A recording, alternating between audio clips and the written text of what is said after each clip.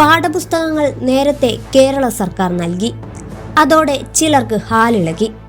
പാഠപുസ്തകം നേരത്തെ നൽകുന്നത് തുഗ്ലക് പരിഷ്കരണമാണെന്നാണ് തെരഞ്ഞെടുപ്പിനുള്ള കോൺഗ്രസ് പ്രചാരണ സമിതി ചെയർമാനായ രമേശ് ചെന്നിത്തലയുടെ വാദം. 10 വർഷങ്ങൾക്ക് മുൻപ് പാഠപുസ്തകം ഫോട്ടോസ്റ്റാറ്റ് എടുത്തു പഠിക്കേണ്ട ഗതികേടിൽ നിന്ന് നേരത്തെ പാഠപുസ്തകം കുട്ടികളുടെ കൈകളിലെത്തുന്നത് കോൺഗ്രസിന് ഒട്ടുമേ ദഹിക്കുന്നില്ല. ഉടൻ തന്നെ മറ്റൊരു പ്രചാരണവുമായി സോഷ്യൽ മീഡിയയിൽ വലതു ഹാൻഡിലുകൾ ഉറഞ്ഞുതുള്ളി. കുട്ടികൾ ജയിക്കുമോ എന്നറിയുന്നതിനു മുൻപ് പാഠപുസ്തകങ്ങൾ നൽകി. എന്നാൽ എന്താണ് വസ്തുത? 9ാം ക്ലാസ് വരെയുള്ള കുട്ടികൾക്കാണ് ഇപ്പോൾ പാഠപുസ്തകം നൽകുന്നത്. അതായത് 8ാം ക്ലാസ്സിൽ നിന്നും ജയിച്ച് 9ാം ക്ലാസ്സിലേക്ക് എത്തുന്ന കുട്ടികൾക്ക് വരെ.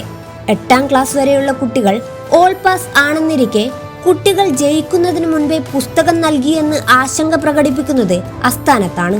ഉമ്മൻചാണ്ടി ഭരണത്തിൽ പാഠപുസ്തകം വൈകിയത് 1 വർഷം മാത്രമാണെന്ന വാദവുമായി പ്രതിപക്ഷ നേതാവ് VD സതീശനും രംഗത്തെത്തിയിരുന്നു.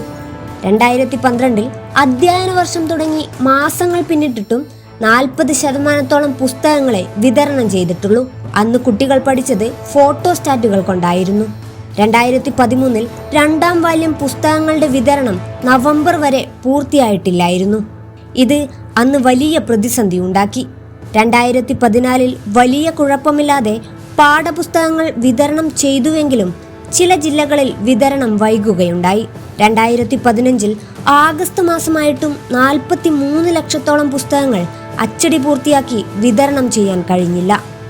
ഓണപ്പരീക്ഷകൾ വരെ മാറ്റിവയ്ക്കേണ്ടി വന്നു.